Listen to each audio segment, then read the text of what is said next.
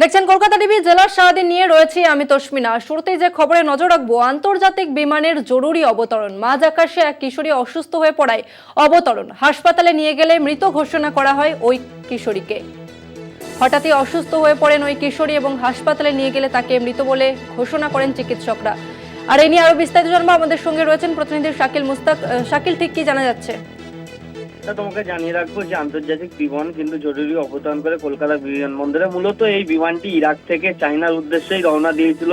তারপরেই কিন্তু 17 বছরই এক ইরাকের নাগরিক, তিনি কিন্তু মাঝ আকাশি বিমানের মধ্যেই অসুস্থ হয়ে পড়েন। এরপরেই কিন্তু কলকাতা বিমানবন্দরে কল আসে, সঙ্গে সঙ্গেই কিন্তু জরুরি অবতরণ করে নামানো হয় এই বিমানটিকে। তারপরেই ওই 17 বছরের কিশোরীকে অসুস্থ অবস্থায় কিন্তু কলকাতার দ্বারা একটি বেসরকারি হাসপাতালে নিয়ে গেলে সেখানে ডাক্তাররা মৃত বলে ঘোষণা করে এই 17 বছরের নাগরিক ইরাকের বাসিন্দা বলেই কিন্তু জানা যাচ্ছে। শাকিল, কি কারণে মৃত্যু কিছু জানা গেছে? দেখো, বিমান যখন মাঝ আকাশে উঠছিল তাই সেই সময় কিন্তু অসুস্থ বোধ করে এই ইরাকের বাসিন্দা 17 বছরের কিশোরী। কিন্তু তারপরেই কিন্তু কলকাতা বিমানবন্দরে যখন তার সেই বিমান কর্তৃপক্ষের সঙ্গে যোগাযোগ করা হলে কিন্তু জরুরি অবতরণ করানো হয় এই কলকাতা বিমানবন্দরে। তারপরেই কিন্তু সেখান থেকে বেসরকারি হাসপাতালে নিয়ে গেলে সেখানেই কিন্তু চিকিৎসকরা মৃত বলে ঘোষণা করে। বেশ, ধন্যবাদ তোমাকে শাকিল। আমরা কথা বললাম প্রতিনিধি শাকিল মুস্তাকের সঙ্গে। আপনাদের আরো একবার জানিয়ে রাখবো, আন্তর্জাতিক বিমানের জরুরি অবতরণ। মাঝ আকাশে এক কিশোরী হঠাৎই অসুস্থ হয়ে পড়েন এবং তারপরই সঙ্গে সঙ্গে অবতরণ করানো হয় সেই বিমানটিকে এবং হাসপাতালে ওই কিশোরীকে নিয়ে গেলে সেখানে চিকিৎসকরা তাকে মৃত বলে ঘোষণা করেন। আন্তর্জাতিক বিমানের জরুরি অবতরণ। মাঝ আকাশে এক কিশোরী, তিনি হঠাৎই অসুস্থ হয়ে পড়েন এবং তড়িঘড়ি বিমানকে অবতরণ করা হয়। তারপরে ওই কিশোরীকে হাসপাতালে নিয়ে গেলে সেখানে মৃত বলে ঘোষণা করা হয়।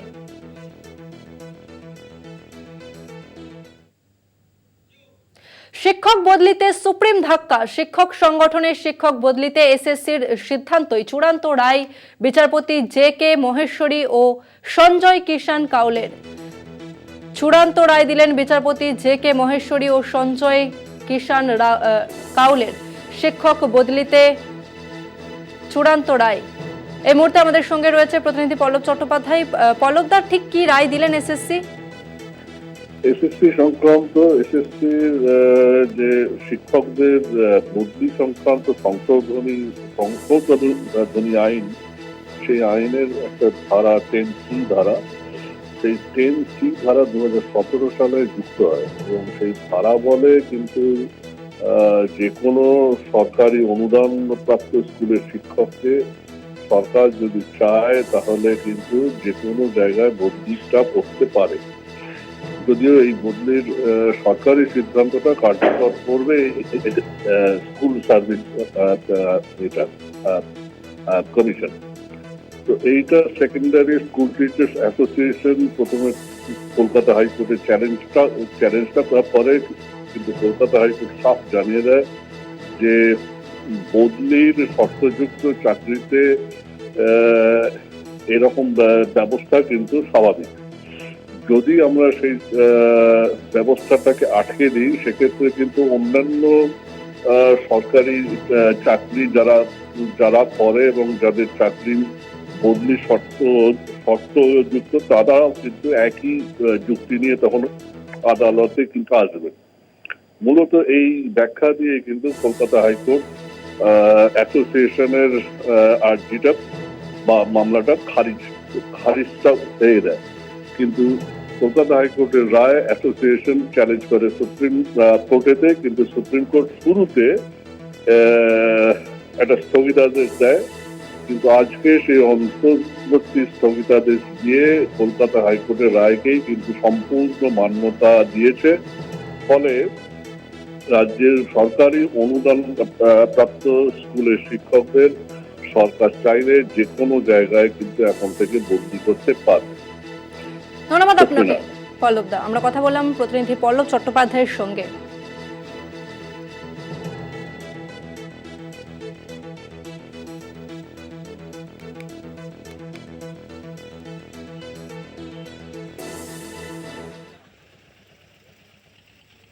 আরাবুল ইসলামের চা চক্রে হামলার অভিযোগ তৃণমূলেরই দুষ্কৃতীদের বিরুদ্ধে। ভাঙড়ের সাতুলিয়া এলাকার এই ঘটনাকে কেন্দ্র করে ইতিমধ্যেই চাঞ্চল্য ছড়িয়েছে ভাঙড়ে। আরাবুল ইসলামের চা চক্রে হামলার অভিযোগ উঠছে তৃণমূলেরই দুষ্কৃতীদের বিরুদ্ধে।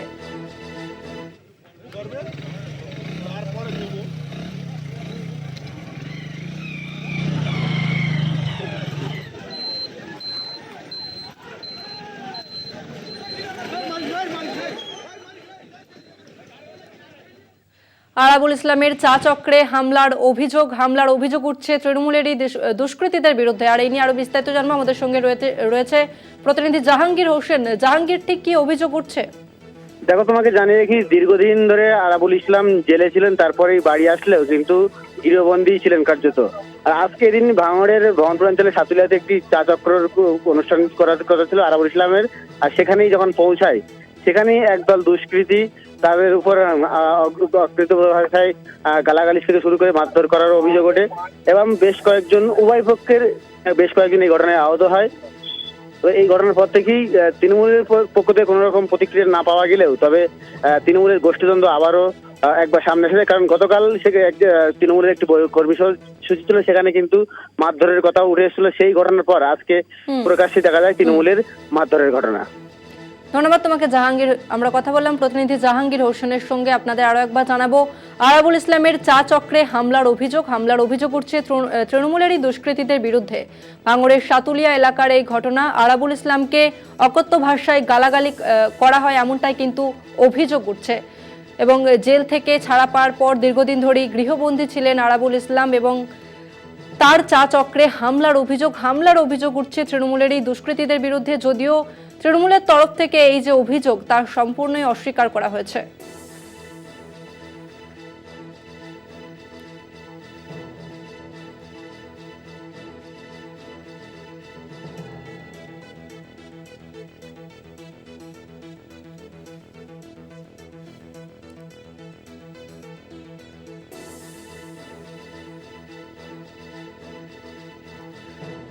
আরো একবার জানিয়ে রাখবো, দীর্ঘদিন পর জেল থেকে ছাড়া পেয়েছেন আরাবুল ইসলাম এবং তারপর তিনি গৃহবন্দী ছিলেন এবং আরাবুল ইসলামের চা চক্রে হামলার অভিযোগ উঠল এবং হামলার অভিযোগ উঠছে তৃণমূলের দুষ্কৃতীদের বিরুদ্ধে। যদিও তৃণমূলের তরফ থেকে এই সম্পূর্ণ অভিযোগ অস্বীকার করা হয়েছে।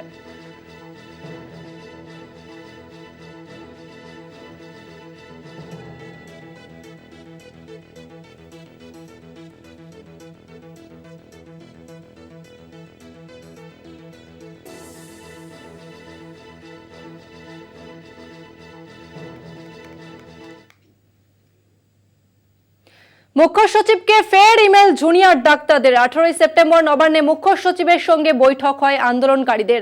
দুপক্ষের আলোচনার সাপেক্ষে দ্রুত পদক্ষেপের আবেদন জানিয়ে মুখ্য সচিবকে চিঠি জুনিয়র ডাক্তারদের। মুখ্য সচিবকে ফের ইমেল করেন জুনিয়র ডাক্তাররা। মুখ্য সচিবকে ফের ইমেল জুনিয়র ডাক্তারদের। 18 সেপ্টেম্বর নবান্নে মুখ্য সচিবের সঙ্গে বৈঠক হয় আন্দোলনকারীদের। দুপক্ষের আলোচনার সাপেক্ষে দ্রুত পদক্ষেপের আবেদন এবং সেই আবেদন জানিয়েই মুখ্য সচিবকে চিঠি দিলেন জুনিয়র ডাক্তাররা। মুখ্য সচিবকে ফের চিঠি জুনিয়র ডাক্তারদের তরফ থেকে ফের ইমেল করা হয় মুখ্য সচিবকে। 18 সেপ্টেম্বর নবান্নে মুখ্য সচিবের সঙ্গে বৈঠক হয় আন্দোলনকারীদের এবং দুপক্ষের আলোচনার সাপেক্ষে দ্রুত পদক্ষেপের আবেদন এবং সেই আবেদন জানিয়ে মুখ্য সচিবকে চিঠি জুনিয়র ডাক্তারদের।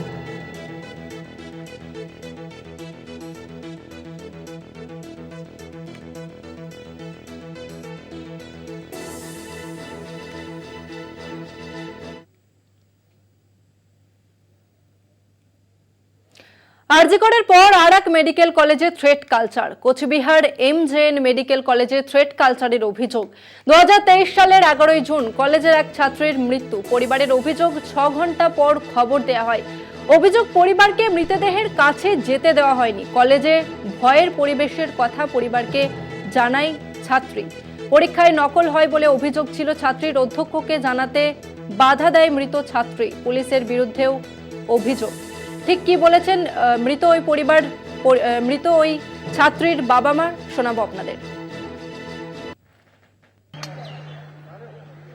এরকম হয়েছে, আমরা তো পারিনি কিছু করতে, মানে আমাদের করতে দেয়া হয়নি। মানে আমাদের এত গার্ড দিয়েছিল, কলেজ কর্তৃপক্ষ সকলেই আমাদের গার্ড দিয়েছে, ওখানে পুলিশ প্রশাসন সবাই গার্ড দিয়েছে, আমরা কিছু করতে পারলাম না। আর ওই রকম একটা ভালো মেয়ে চলে গেল আমাদের নিজে, হ্যাঁ, আমাদের আর সে মাথায় নেই। কিন্তু এখন যখন এই তিলোত্তমার ব্যাপারে হয়েছে, আবার আমার মেয়েকেও যখন আমাদের যখন মেয়েকেও তুলে ধরছে, দেখি কি করা যায়। 3টি মেয়ে আর ওই একটি ছেলে আমার মেয়ের খুব বন্ধু ছিল, হ্যাঁ, ওরাই সব সময় সব একসঙ্গেই থাকতো, সব জায়গায় যাওয়া আসা করতো, সব কলেজে সবাই জানতো ওরা যে একসঙ্গে থাকতো, ওরা খুব বন্ধু ছিল, প্রিয়, সবাই জানতো। এখন হয়তো অস্বীকার করবে, হ্যাঁ, কিন্তু ওই 3টে মেয়ে আর ওই ছেলেটি, হ্যাঁ, ওদের যেন শাস্তি হয়। আজকে যে দুজন চিকিৎসক এই সংগঠন থেকে এসেছেন, ওনারা সমস্ত ঘটনা পুঙ্খানুপুঙ্খভাবে আমার কাছে জানলো, শুনলো, এবং তারপর এই সমস্ত শোনার পর ওনারা বললেন যে আপনাদের যদি কোনো আইনি সহায়তা দরকার হয়, আপনারা যদি এই ব্যাপারে যদি আপনার কোনো আইনি লড়াই করতে চান, তাহলে আমরা কিন্তু পূর্ণ সহযোগিতা আপনাদের করতে রাজি আছি।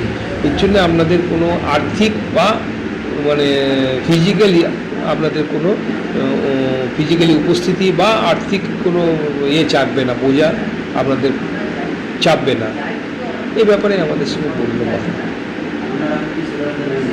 এখন দেখি আমরা সিদ্ধান্ত নিই, কারণ আমি এমনি হতাশ হয়ে গেছি, কারণ আরজিকর কাণ্ডের পর থেকে আমার জন্য একটা হতাশা আরও বেড়ে গেল, হ্যাঁ, যে এত বড় একটা ঘটনা ঘটলো, আজ প্রায় 2 মাসের উপর হয়ে গেল, সারা ভারতবর্ষ তোলপাড় হয়ে গেল, সমস্ত মানুষ রাস্তায় নেমে এলো, বিভিন্ন সমাজের বিভিন্ন স্তরের মানুষ আজকে নেমে এলো। তারপরেও যদি এর যারা প্রকৃত দোষী তারা ধরা পড়লো না, তাতে করে আমার মেয়ের ক্ষেত্রে কিছু হবে মনে হচ্ছে হবে না। এই আমরা ভাবছি, দেখি কি করা যায়। ঠিক করব আমরা যে কি করা যেতে পারে। এই ঘটনায় ডক্টর সুবর্ণ গোস্বামী তিনি কি বলেছেন শোনাবো আপনাদের। যে কোচবিহার মেডিকেল কলেজের এক ছাত্রী, যার বর্ধমানে বাড়ি, তাকে তার অস্বাভাবিক মৃত্যু ঘটে এবং বাড়ির লোককে জানানো হয় যে সে আত্মহত্যা করেছে। কিন্তু বাড়ির লোকের তার মা বাবার সাথে আমরা আজকে এসে দেখা করি তাদের বাড়িতে। চিকিৎসক সংগঠন আমরা জয়েন্ট প্ল্যাটফর্ম অফ ডক্টরসের পক্ষ থেকে আমরা চিকিৎসক দল আসি এবং কথা বলে জানতে পারি যে কলেজ কর্তৃপক্ষ জানার মানে ঘটনাটি জানার অর্থাৎ মৃতদেহের কথা জানার 6 ঘন্টা পরে তাদের বাড়িতে জানান, কলেজের অধ্যক্ষ জানান যে আপনার মেয়ে আত্মহত্যা করেছে। এবং ইনভেস্টিগেটিং অফিসার তিনি ফোনটি তার জিম্মায় থাকা সত্ত্বেও বহুবার বাবা মা দিদি ইত্যাদি ফোন করেছেন, কিন্তু তিনি ফোন ধরেননি। উপরন্তু তারা যাবার আগেই পোস্টমর্টেম করে ফেলার প্রস্তাব দিয়েছিলেন যে আপনাদের আসতে দেরি হবে, আমরা পোস্টমর্টেমটা করে ফেলি। মা বাবা পরের দিন পৌঁছান, ওনারা আপত্তি জানান, বলেন যে আমরা যাই, তারপরে পোস্টমর্টেম হবে। তো তাদের মেয়েটি যে ঘরে আত্মহত্যা করে সেই ঘরটা দেখতে চেয়েছিলেন, মা বাবাকে দেখতে দেওয়া হয়নি। এবং আরও বেশ কিছু ওনাদের প্রশ্নের কথা আছে, যাতে ওনারা মনে করছেন যে তাদের কন্যা থ্রেট কালচারের হচ্ছে যে শিকার হয়েছেন বলে তাদের মনে হয়েছে। আমরা বলেছি যে তারা যদি কোনো আইনগতভাবে এগোতে চান, এই বিষয়টা বিচার চান, বিচার প্রার্থী মনে করেন যে বিচার সঠিক হয়নি, করতে চান, তাহলে আমরা চিকিৎসক সংগঠনগুলো আইনগত সহায়তা, আমরা প্রয়োজনে আইনি লড়াই লড়ার জন্য যে আর্থিক সহায়তা সেটাও দিতে প্রস্তুত আছি।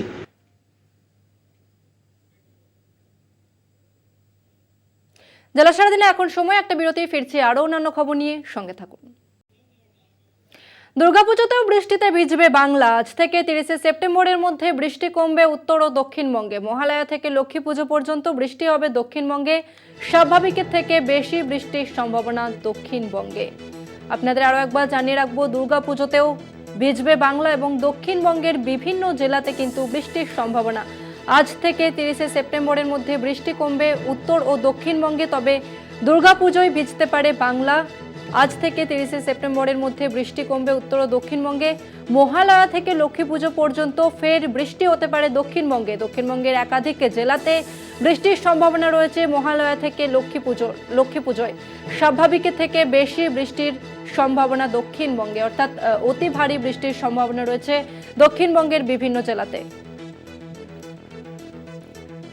আপনাদের ফের একবার জানিয়ে রাখবো দুর্গাপুজোতে ফের বৃষ্টির সম্ভাবনা। আর এই নিয়ে আরো বিস্তারিত জানবো, আমাদের সঙ্গে রয়েছে প্রতিনিধি শুভ্রজিৎ চক্রবর্তী। শুভ্রজিৎ, হাওয়া অফিসের তরফ থেকে কি জানানো হচ্ছে? দেখো, তোমায় জানিয়ে রাখবো, হাওয়া অফিসের তরফ থেকে যেটা জানানো হচ্ছে, আজ থেকে 30 তারিখ পর্যন্ত বৃষ্টি কিছুটা কমবে উত্তর এবং দক্ষিণ দুই বঙ্গেই। এর পাশাপাশি 1 তারিখ থেকে কিন্তু বৃষ্টি বাড়ার সম্ভাবনার কথা জানাচ্ছে আলিপুর আবহাওয়া দপ্তর। এবং দক্ষিণবঙ্গে আজ যেরকম বিভিন্ন জেলার 2-1 জায়গাতে কিন্তু হালকা মাঝারি বৃষ্টি লক্ষ্য করা গিয়েছে। এবং পাশাপাশি দুর্গাপুজোর কথা যদি তুমি বলো, সেক্ষেত্রে দেখা যাচ্ছে যে দুর্গাপুজোর যে সপ্তাহ, একেবারে মহালয়া থেকে দুর্গাপুজোর সপ্তাহ এবং লক্ষ্মী পুজো পর্যন্ত কিন্তু পশ্চিমবঙ্গের সব জেলাতে বৃষ্টিপাতের কথা জানাচ্ছে। অর্থাৎ যে উৎসব দুর্গাপুজো, বাঙালির বড় উৎসব, সেই দুর্গাপুজোতে কোথাও গিয়ে যদি বৃষ্টি হয়, বৃষ্টির কথা জানাচ্ছে আলিপুর আবহাওয়া দপ্তর। এবং স্বাভাবিকের থেকে বেশি বৃষ্টি হবে সম্ভাবনার কথা জানানো হচ্ছে আলিপুর আবহাওয়া দপ্তরের পক্ষ থেকে। সেক্ষেত্রে কিন্তু সাধারণ মানুষ তারা কিন্তু যথেষ্ট দুর্ভোগে পড়বেন এবং এই যে দুর্গাপুজোর স্বাভাবিকের থেকে যে বৃষ্টির বেশি সম্ভাবনার কথা বলা হচ্ছে। ধন্যবাদ তোমাকে শুভ্রজিৎ।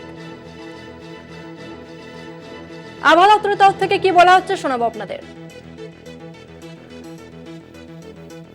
উইকটা যেটা 27 তারিখ থেকে 3 তারিখ পর্যন্ত, 27শে সেপ্টেম্বর থেকে 3 তারিখ পর্যন্ত এই যে উইকটা, এই উইকে কিন্তু দক্ষিণবঙ্গ এবং উত্তরবঙ্গ দুই বঙ্গেই কিন্তু বৃষ্টিপাত স্বাভাবিকের থেকে বেশি হওয়ার সম্ভাবনা আছে। এবং 4 তারিখ থেকে 10 তারিখ পর্যন্ত যে ওই উইকেও কিন্তু দুই বঙ্গে বৃষ্টিপাত স্বাভাবিকের থেকে বেশি হওয়ার সম্ভাবনা। জেলা সারাদিন এখন এই পর্যন্তই। দেখতে থাকুন কলকাতা টিভি, রাত দিন 7 দিন।